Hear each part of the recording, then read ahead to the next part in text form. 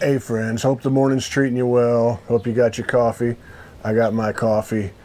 I'm going to talk about Gordon Lightfoot this morning. I was thinking about Gordon, and I was just kind of thinking about that thing I read last week from Neil Young, and mentioned from him after his passing. And I thought, well, I wonder if there were any interactions with Gordon Lightfoot that was mentioned in the Neil Young biography, Shaky. So I got it out and I looked through the index, and there's only one mention of Gordon Lightfoot in the whole thing. And it was a really brief in passing of like I walked into the room and Gordon Lightfoot was on, the record player, something like that. I thought, well, that's interesting. Okay, well, who else is a Canadian artist that I have biography from that might have a mention? And I have Sylvie Simmons' great biography of Leonard Cohen. Is it I'm Your Man? I think it's called. And I looked through it, and there's only one mention of Gordon Lightfoot in there, and it was just a brief, no interaction at all. I thought, okay, there's a couple dead ends, but it was worth pursuing and seeing where that went. And then I thought, why don't I look through some old newspaper archives and see if there's any old interviews. And I was thinking, let's look for Canadian interviews and see what I might find. And I found a couple things that I think are worth sharing. I think you guys will enjoy hearing. This first one is in the Gazette from Montreal, Quebec, Canada. This ran March 18th, 1972. This is an interview by Marcy McDonald, a special to the Gazette. And I have strong opinions about this, but I'm going to read a little bit before I share it. And I want you to kind of use your own mind to see what you think about it. It starts out, says, Lightfoot country. It is not what you might expect. No knotty pine nor rustic homespun sense of the land here. No view from his 28th floor picture window in a midtown high-rise apartment of the rocks, trees, and raging rivers which he celebrates in songs. Instead, red flocked wallpaper, deep gold velvet couches. I kind of like that.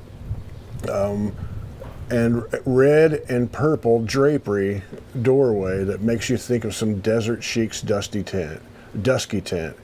And at the window, in Levi's, Gordon Lightfoot, minstrel to a mighty landscape, the man they sometimes call poet laureate to Canada, fusses with the draperies. And at this point, we all look through the world with our own goggles that are distorted from our experiences. But man, I'm thinking, here's this private man who's nice enough to invite a journalist into his home, the most private piece of his life, where he spends his day to day. And the first thing they do is try to describe what it looks like to everybody out there. And that kind of rubs me the wrong way a little bit. But it's like, it's off to a rough start, whatever. Journalists do that, but I don't know. That kind of rubbed me that way. And it says, he pulls his poet laureate to Canada, fusses with the draperies.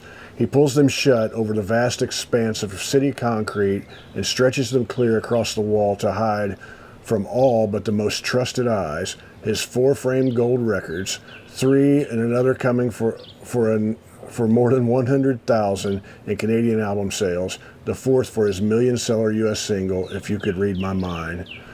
Pardon me for fussing, he says in his brisk rural Aurelia twang. The cleaning lady came today. But still, Gordon Lightfoot continues to fuss, she throws in. He paces this space that seems only half big enough for his restlessness, sips down 2 cups of coffee and a beer at the same time, sets the red woolly cap on the big toy monkey in the corner straight, squares the tickets to an Elvis Presley concert on the coffee table, always setting things in order, getting them just so, making sure the words come out just right. It's a pretty good observation there. In mid-sentence, he leaps up and rushes to the next room, to the bright, garish studio apartment he rents next door to work in for a dictionary. Gordon says, I want to make myself clear. The reason I don't like doing interviews is that I always seem to make a fool out of myself. Things get twisted. People seem to want to find fault with you when you've arrived, especially in Canada, and I'm just defending myself. Sure, I'm defensive. The author says he's defensive about the money he makes. Gordon says, I'm defensive because it always comes down to an accusation that you're just in it for the money. Nobody likes to be told they're just in it for the money. And I want to say when the author threw that in, he's defensive about the money he makes, or the writer, the journalist. I don't think the journalist said that to him. That's something that's shared with us. But yeah, he says he says nobody likes to be told they're just in it for the money. He's defensive about the apartment he lives in. That's the writer. He says, hell, he says, of the high rise he moved to 18 months ago when he split up with his blonde Swedish wife of 9 years, Britta, and moved out of their Popular Plains Road house. It's weird to throw their addresses on there, even if it's an old one. I didn't have time to look for a place. It's just a place to lay my head. Hell, he ducks his head in a half-embarrassed little boy laugh at the joke on himself. I won't be here for long because it's ruining my image. You guys getting any weird vibes from this interview? I can see where, I don't know, I have my own goggles, and I'm in my tiny little piece of the world, have been interviewed, and you find yourself, you've invited somebody into this place that's your private space, and you realize quickly you probably shouldn't trust them. And now imagine if you're like one of the biggest stars in your country, the poet laureate of Canada, as she described him. I feel for him in this situation, is what I'm trying to say. And also the wind is kicking up, and I think it might start to rain here. So if you see me running for some drier area, you'll know what's up. But there I go. He catches this. Oh, it says defensive, and he is even defensive about being so defensive. There I go. He catches himself in mid-defense, defending myself again. You get a sense after a while that the Don Quixote he sings of in the title song of his latest album, Gordon Lightfoot, is always manning his battlements, that things can get pretty lonesome up here, not just on the 28th floor, but in that lofty squared-off space where at 33 he finds himself, a legend in his own country and a rising star in another to the south. Excuse me. Now, old friends write in national magazines about how Gordon Lightfoot doesn't have time to sip his beer these days, what with the demands of stardom and a critic who was once the biggest Lightfoot booster. It puts him down as more businessman than artist. What a sting. What can you see living in a high-rise done-up like Eaton's Fine Furnishings? I can only imagine what this had to feel like crap, man. If you want to feel for Gordon Lightfoot, I mean, he's a human being. I don't know whether he was a wonderful person or not, but he sure as hell brought joy into my life through his artwork, and it's just uncomfortable reading through stuff like this. And it's 1972. It's gotten a lot worse since then even, but I don't know. It's a weird, I'm not going to finish it because it's just a weird, I felt like throwing that out into the world to give you a view of what it might have been like to be him when he was right there on top of the world, and how weird and lonely that might be. A more positive portrayal, I think, was 2 years earlier. This is in the Calgary Herald, Calgary, Alberta, Canada, up there in Bret Hart territory. The Harts, is it Stampede Wrestling? Anyway, those of you who know what I'm talking about. But this is from October 13th, 1970, and it's a review of a concert. And I don't know, I feel like this person got it a little more. I think. But when it says Gordon Lightfoot in Calgary concert, when he sings, the audience listens because he tells a powerful story. That's the headline. That's the title of the story. It's by Alan Rich, Herald staff writer. It says Gordon Lightfoot, the composer, Gordon Lightfoot, the singer, each can stand alone, but them together in concert, put them together in concert, and the effect is exceptional. I should say that the what I'm reading from here, the old archive was scanned out of focus, so it's blurry. And when you put that together with my blurry eyes, I'm having a hard time reading this, so I apologize. He's a remarkable entertainer who needs no elaborate sets, no frills to back him up. His only accompaniment consists of two fine guitars, Red Shea on lead and Rick Haynes on bass. The 31-year-old Canadian folk singer is a gifted artist who has proved he can hold his audiences with his songs and himself. Monday night, he proved this again as he played to a packed house at the Jubilee Auditorium. That's a good name for a place, the Jubilee Auditorium, something he has always experienced in his visits to Calgary. It's not difficult to understand Lightfoot's popularity. The words he sings, usually his own, come from the heart. He's a man who knows Canada and loves everything about it, and this love is reflected particularly in his closing number at Monday night's show. Canada Railroad Trilogy, his epic ballad, in three movements about the building of the CP Railway across Canada, or in the poetry of his lyrics when he sings the hauntingly beautiful Pussy Willows, Cattails, Soft Wind, and Roses. And it says storyteller. There is no doubt that much of his appeal can be attributed to the fact that when he sings, his powerful storytelling ability describes landscapes and creates an atmosphere of sincerity. There's little dialogue at the Lightfoot performance. In fact, he went through 3 numbers Monday night before he spoke to the audience, and then only to provide a brief explanation of the next song. But the audience didn't seem to mind, and they launched into gusty rounds of applause each time Lightfoot swung into his better-known compositions. They were particularly enthusiastic as the entertainer turned to such favorites as I'm Not Saying, Steel, Rail Blues, and Bitter Green. Lightfoot, a native of Orillia, Ontario, has written a number of successful albums and often performs only with his works at concerts. Monday night, however, he sprinkled his performance with a few other widely known songs such as Farewell to Nova Scotia, Me and Bobby McGee, Girl from the North Country, Bob Dylan composition, and Auctioneer, a little Western flavor to keep the ball rolling. Those are in quotes there. But getting back to his popularity as a folk singer, entertainer, you have to admire his ability to walk onto a huge barren stage, such as the one in the cavernous Jubilee Auditorium, and strike up an immediate rapport with his audience. It says captures audience.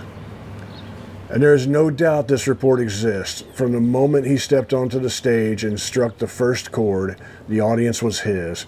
Lightfoot has said that he enjoys a large concert hall because it offers a challenge to establish the same kind of intimacy of a small room.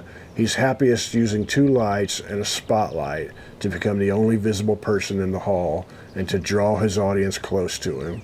It is perhaps this approach and the strength and beauty of his lyrics which sets him apart from others in the field. His ability to communicate to this audience was shown Monday night when they gave him a richly deserved standing ovation. Tonight we'll give him another performance at the auditorium, again to a sold-out house.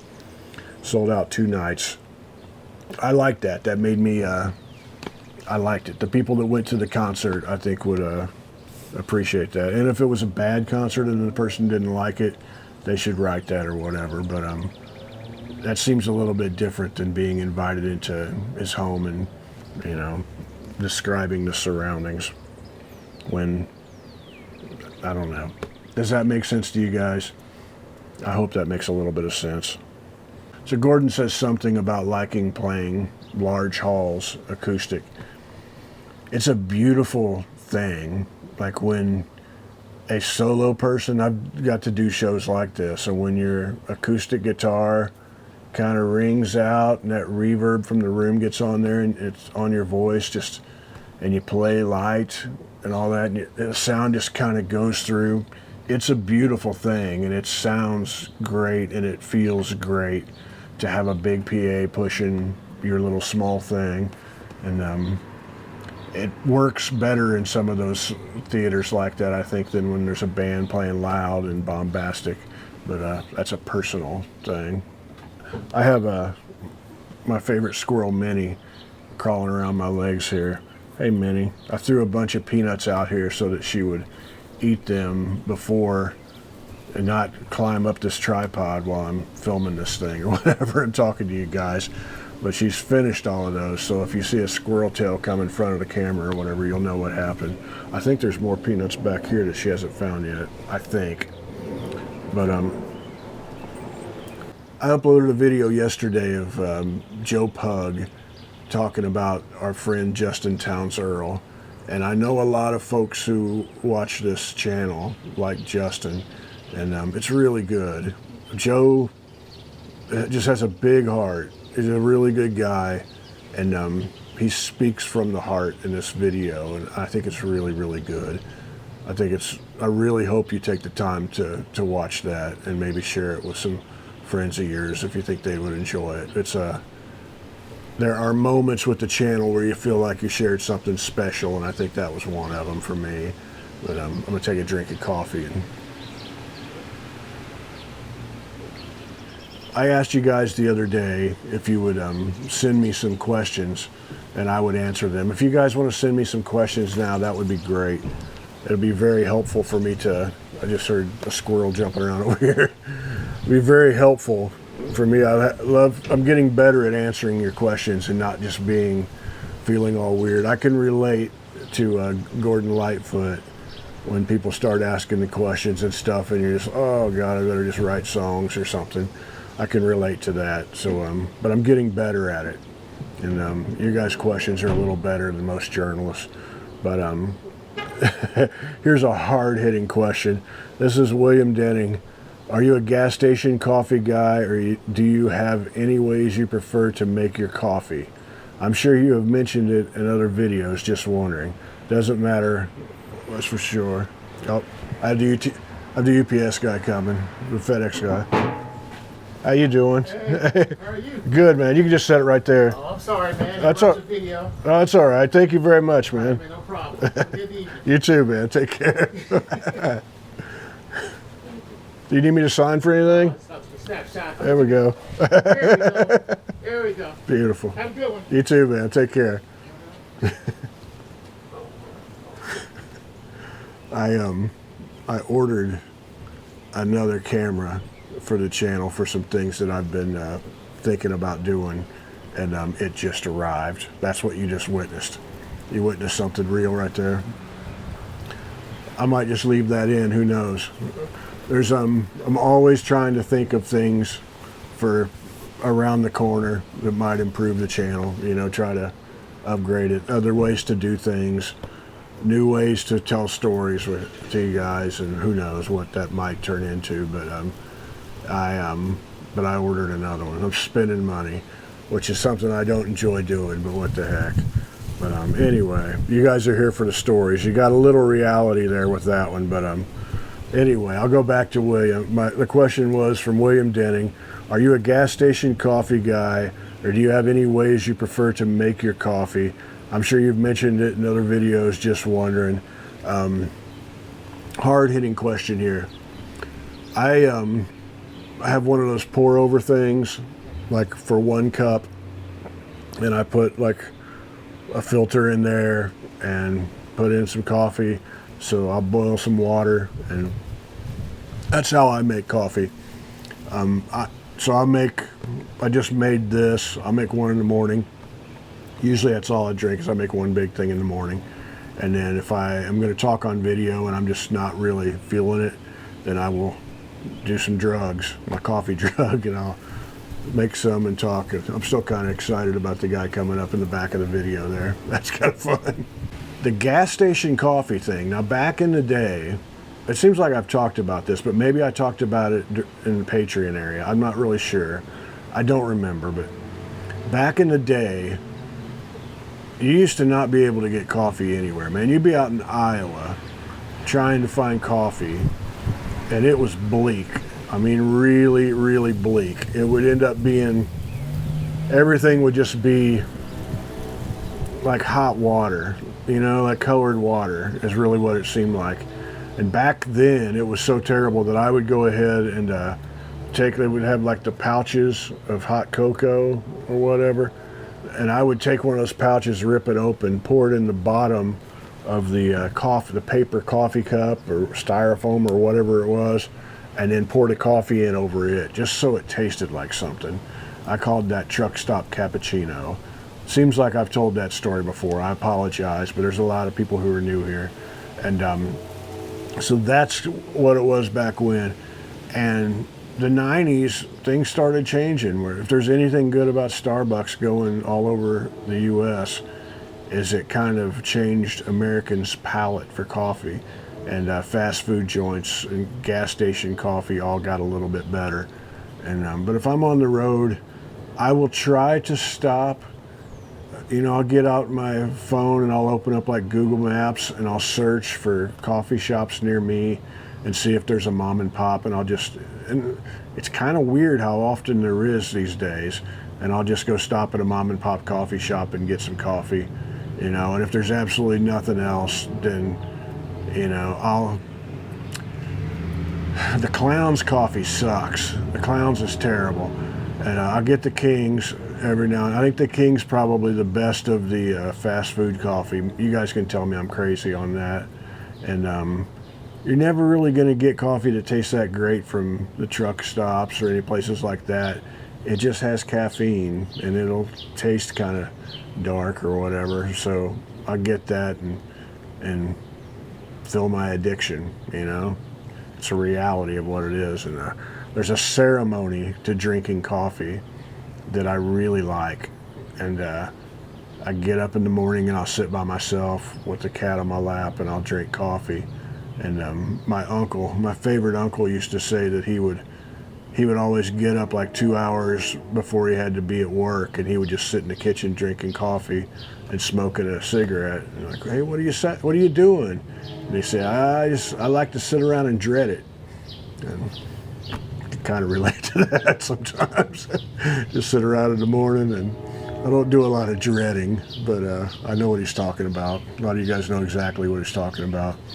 But we'll move on with the questions. I think that's all of the coffee. Plectro Man says, did you ever cross paths with JJ Cale? Any chance you might talk to Christine Lakeland? Man, I would love to talk to her, but isn't there a JJ Cale YouTube channel? I would think that whatever she has and she probably owns that channel, I would think whatever she has to share, she would just share on her own channel. And but I would love to do that, but I don't know anybody in the JJ Cale camp. I hear stories. I'll hear really, really cool stories about him. Is it Mac Gaden, the guitar player? Played with Area Code 615, and who else? Barefoot Jerry. He's the guy that played the wah-wah stuff with on Crazy Mama. That guy, when I first moved to Nashville, he used to play in it was a smorgasbord. I don't remember the name of it, but it was just like a mom and pop, like cafeteria, where it was all old people in there. And he had a band in there, and they sat in there and they played every Sunday. And it was while people went to the smorgasbord breakfast, I think. I went a couple times with friends, and it was just kind of one of those weird, man, what a strange world, what a really, really strange world Nashville is. And get to see these amazing, great players there. The Les Paul that he played on Crazy Mama, I don't know whether I should say who owns it, but a friend of mine owns it. and it's really, really cool. I don't know if he talks about it publicly or not. It's really cool because he added a like down by the cutaway, like there's the knobs, you know, on a Les Paul that are where they usually are. He added one, it seems like it's down by the cutaway, that's a master volume for the whole guitar. So you can set the volume of each pickup individually. So if, like I don't know, I like to sometimes have 60 or 6 or 7 on the bridge pickup on a Les Paul, and then 3 or 4 somewhere in there on the neck pickup on a Les Paul, and then you're dealing with that. But it has a master volume down there, so you can, if you're one of these people who like the old school thing where you ride the volume for your gain, you know, we like play rhythms down on 3 or something, you know, or wherever, and then you turn it up to 10 when you're going to play a solo, or sometimes vice versa with people. But you can change your sound a lot, and that's how people used to do it. And you see like the old cats that really know what they're doing are doing that all the time. And but I thought that was interesting. That's the only Les Paul I can think of that anybody ever put in a master volume knob in, and Mac Gaden did that. That was really neat. And the truth is, I made a video once about that guitar, and my buddy was showing it, so he must have been cool with me talking about it then at least. But something happened and we didn't get to finish. I needed more stuff to finish it, and we've never done that. And that was like 2 years ago. So note to myself, I'm going to try to finish that. And but anyway, the only other J.J. Cale story I've heard, and I don't know it's true, but I've heard it from like multiple old timers around Nashville, was that there's an album cover of his where he's in front of an Airstream trailer, and so I'd heard that I don't even know if I should repeat this. I feel bad. I just don't know if this is true, but it's a really fun, colorful picture of him. So, but there's a album cover where he's sitting next to an Airstream, in front of an Airstream. Supposedly, he lived right by the river, the Cumberland River, by Opryland, and right there where, if you guys have been in Nashville and you've crossed the Cumberland coming from East Nashville and Madison over towards the Opry on was it Briley Parkway, just off to the right is a camper sale place and a camping site. Well, supposedly he lived right down there in that Airstream, and it was supposedly after he'd made some money and he just liked it there. That's the thing you hear from, you know, from people much older than me on bar stools in Nashville. People who are in the room for some really cool stuff and usually know some things. They like to tell that story sometimes. I don't know if it's true or not, but I love that image of a person that just liked life, you know, maybe had enough, so I'm gonna live in this thing, or maybe he just went down there and hung out. I don't know. I like that story. Another story is Don Schlitz, great songwriter. He's the guy that wrote The Gambler and Forever and Ever Amen. And Don, I've got to be around him a few times. He's always been really nice to me. We had lunch right before I left Nashville, and but he came over to the house once, and I had him on my podcast. And he actually toured as an opener for J.J. Cale. And he had just really glowing things to say about him. And I feel like I should probably look him up again and maybe get him, see if I can talk him into sitting in front of the camera sometime and telling some J.J. Cale stories. But like I said, I'd be more than happy to tell some of those stories if, you know, if I run across somebody that knows them. And I probably do know, and I just haven't thought about it. I think there's J.J. Cale with like some of his funky guitars, and just it's a breath of fresh air with people who have crazy expensive instruments, and it's just neat when people will buy something, take it apart, turn it backwards, and make amazing music with it. And I don't know, everybody loves J.J. Cale, at least they should. If you don't, what are you doing with your life? What are you doing? you know. Okay, here's one last question. This is from Catherine Denton. She's one of my Patreon supporters, and if you guys want to support this channel, man, you know, you can do that by joining Patreon or channel members, and it really, really helps make this whole thing possible. But let's see. She says, "What's the best, funniest band name you've ever heard?" My husband and I think them up all the time. I'm pretty bad about that. When I did a Patreon video where I was in a stone garden in Ohio, and like a folk art type place, and I don't remember what the name of it was, but like the Death Valley March, I don't remember, but I was like, oh, that's a great band name right there. I find myself saying that about 5 times a day. One that I say around the house sometimes is this is really, we're way deep into the video. If you're still watching at this point, we're pretty close friends, you know. This is just about 3 people out there at this point, probably. I hope more than that. But I sometimes, when my underwear are all dirty, and I'll go and like realize the drawer's empty or whatever, and I will joke. I called my underwear panties once to make Amy laugh, and she just laughed and laughed and laughed. And I'm like, where are my panties at? You know, just being stupid. And she just thought that was ridiculous. And don't you ever say that in public? And like, I'll never say that in public, Amy, but it's all right. She never watches any of these. So. But so whenever they're just about all, whenever the underwear are just about all dirty or whatever, I'll mention that we're about to witness a panty embargo. There's some kind of panty embargo going on I don't know about, and then I thought, panty embargo. If there's an East Nashville rock band out there looking for a band name, Panty Embargo, that's a pretty good one. But yeah, I think about band names way too often, and they're pretty terrible.